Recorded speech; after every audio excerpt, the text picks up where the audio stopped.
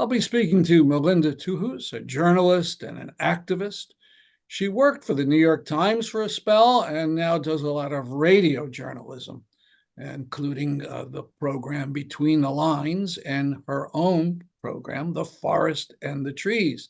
Good evening, Melinda. Good evening, Stan. So we want to talk about some of the big activist issues concerning climate. We should point out you're going to be one of the people speaking on the 14th when Brian Tokar gives the Schaefer lecture, and you're going to be talking a bit about activism. But let's give a little foretaste of that. So one big thing going on is people worried about Project Maple, and people want to stop it. What's that about? So Project Maple is the New Englandy sounding name for a big expansion of what has been called the Algonquin frack gas or methane pipeline. It seems like for some weird reason, a lot of different companies, pipeline companies, name their projects after indigenous peoples, which is so offensive. And so now they're learning from that, I guess, and a lot of people didn't like that. So now they're calling the one in the Northeast Project Maple, and it goes from the New Jersey, New York border through a piece of New York, all the way through Connecticut, Rhode Island, and up into Massachusetts. And it's, a major increase in the methane that comes from Pennsylvania. I like to point out that like 2.5 years ago, the UN agency that deals with energy said that we couldn't build the world couldn't build any more fossil fuel projects if we hope to stay, below 1.5 degrees Celsius increase. And in the meantime, companies and countries have been going gangbusters, those very things. So, we're saying enough. We're focusing on the governor because the state of Connecticut and the Department of Energy and Environmental Protection has something to say about it. So this pipeline has not been finished yet, right? No, in fact, it's an existing pipeline, but the expansion is not finished.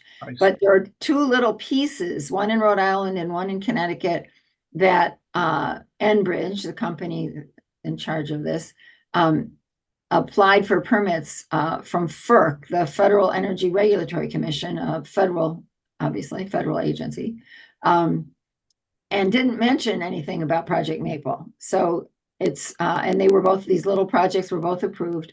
And we call that segmentation, which is, when a company tries to get through little pieces and not submit a permit for the whole project. Right. And the DC Court of Appeals several years ago ruled that that's unconstitutional. So that still goes on. So they haven't actually asked FERC yet for, the permit they need to do the whole project. So we're collecting, asking other elected officials to sign a letter to Governor Lamont, asking him to, not approve this particular or any fossil fuel project, but this one specifically, Project Maple. And we've covered the issue before. There was a tree sitter up in Lincoln, Massachusetts, and he stayed there for quite a while, and even had a Palestinian flag, and that was kind of neat. But he was doing his part to try to stop it. But they did cut down the trees there to make a parking lot for the construction. Was that it? Yeah, something like that. It was a little complex because it was in Lincoln, but it was on land that somehow it was owned by the city of Cambridge. But the bottom line is that they did cut down a lot of trees to create a temporary staging area for their And you think that you're going to Yes. convince Lamont? I mean, Lamont cut down a whole bunch of trees so he could see the lake near his house, right? Oh, well, I mean, there that is Lamont and his commissioner of DEEP, the Department of Energy and Environmental Protection, Katie Dykes, they are the decision makers. So that's where we're focusing. Yeah. So that's the Project Maple. And what are some of the bigger towns or even the smaller ones, if you remember them, in Connecticut where this pipeline?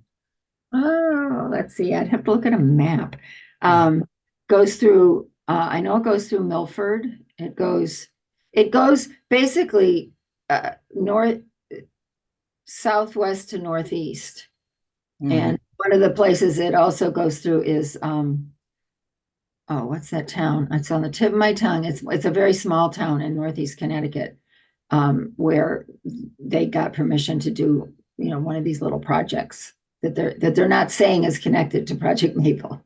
I see. Yeah, so it's a lot of towns. It's Yeah, not just skirting us. It's right. No, it's going right through it. yeah.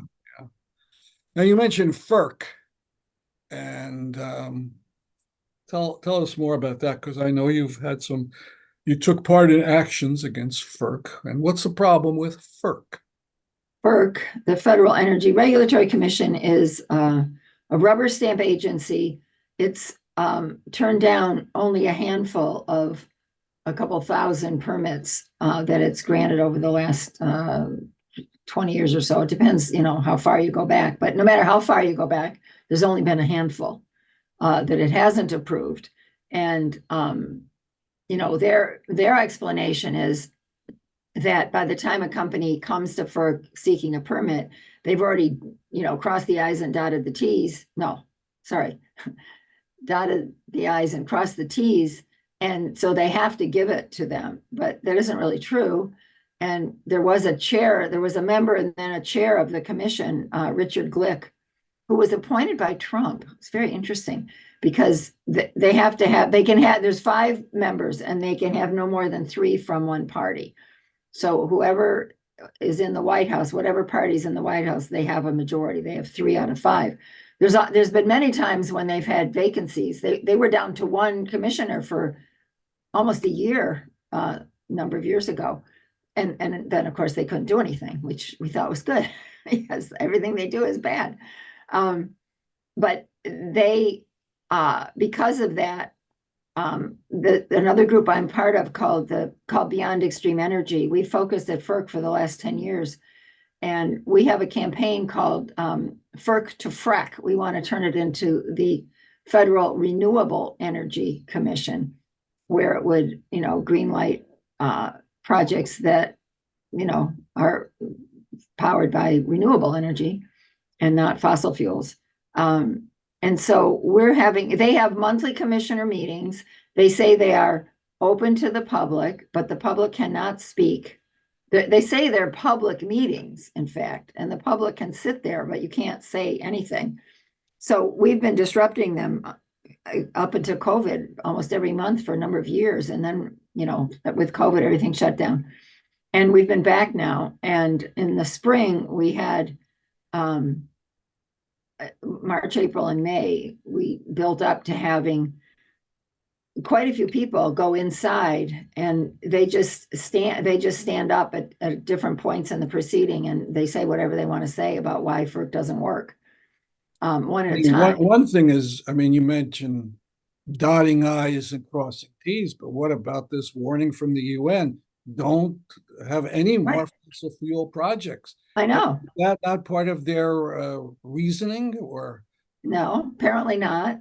So there's now with Biden, in the White House, there's a Democratic majority in name, but the current chair is kind of like a Republican. I mean, there's the history of FERC is that whatever party nominated the commissioner, they almost always voted unanimously in favor of everything until this one guy came in and he raised a lot of objections, basically to go on record. So if there were legal, cases following FERC's decisions, they would have some, background to back up what what they were saying if they didn't like what the FERC had decided.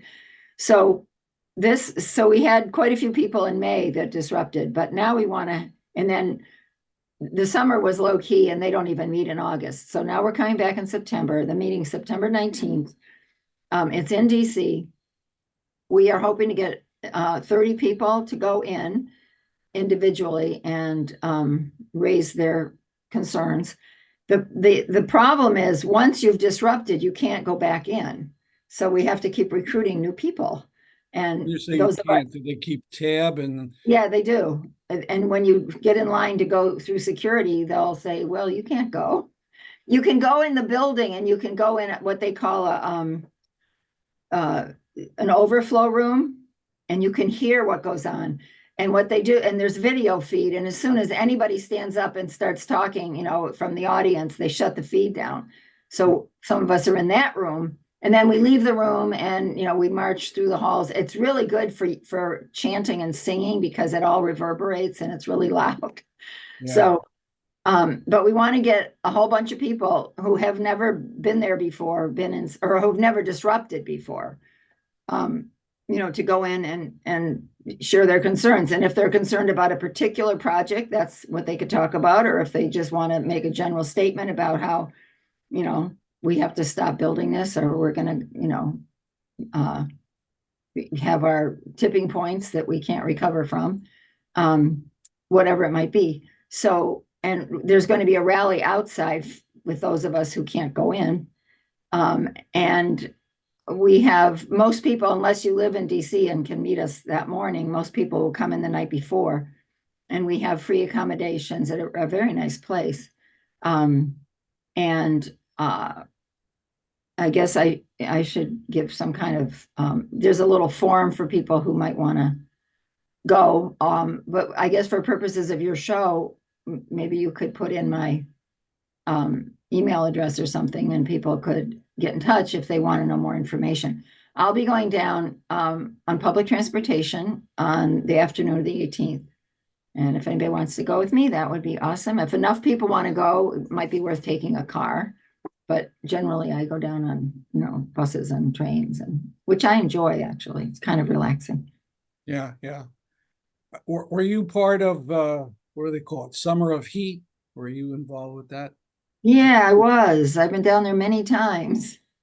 Yeah, that's been this really creative, wonderful action. It's been, I don't know if I can remember them off the top of my head, but there's 4 or 5 lead organizations and then other groups too. But it's Stop the Money Pipeline.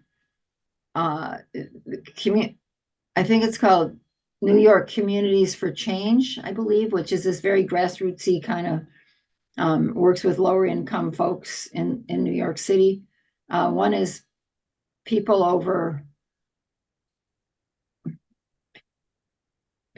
Profit, I think, maybe.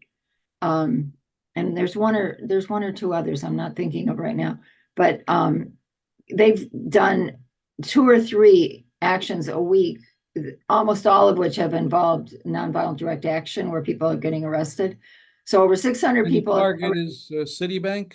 Yeah, the target is Citibank because it's not the biggest investor in fossil fuels, that's Chase, but it's the biggest investor in new fossil fuel development since the Paris Accords in 2015.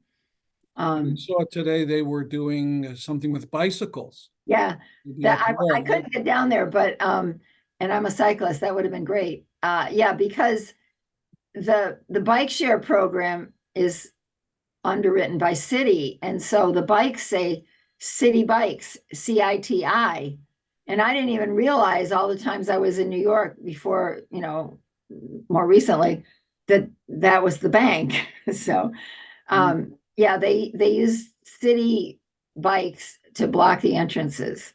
And I haven't seen any video yet. I've seen some still photos, and it looks pretty good. A friend of mine went up from Baltimore to do it because he's an avid cyclist, and he's a climate activist, and he thought that would be a good thing to do. So yeah. Good. Let's close talking about your radio shows. Maybe you could tell people where they could see these radio news efforts? Sure. So for about 33 years, there's a weekly show called Between the Lines, Radio News Magazine. It runs on about 65 stations around the country. And it started running before there was an internet that anybody was plugged into. And now we're also on the web at BTL for Between the Lines, btlonline.org. And we do 3 interviews a week and then reporting some stories of underreported news. And that's the flagship station is WPKN Radio 89.5 FM. You can go to WPKN.org and search for us, Between the Lines. It runs a couple times a week on that station, and it, just runs on a lot of places. Mm-hmm. And my show, which runs just on WPKN, is called The Forest and the Trees, Global and Local Perspectives on the Environment. And that runs on the second Saturday of every month at 9:30 a.m. And coincidentally, I was looking at some old cassette tapes we had because we didn't have anything to play them on. So we got a cassette player online for like $9. And one of the ones that I found was my very first show, which was an in-person interview with Wangari Maathai, who was doing a semester at Yale. She's a Nobel Peace Prize winner. She's Kenyan, and she started an organization, and I'm probably going to forget the name of it now. Oh, the Greenbelt Movement, where women were planting trees, and they planted like billions over time. They've planted billions of trees, and trees just do an enormous amount of work for the rest of the world and the people and all the creatures on it. So that was an important, environmental justice development. So I was so thrilled that was my very first show, was with this world-renowned and wonderful person who unfortunately passed away a number of years ago. I see. Okay, well, thanks very much for talking to me, and hope our viewers can get involved in some of this important climate work. Thank you, Melinda Tuhus. Thanks, Dan.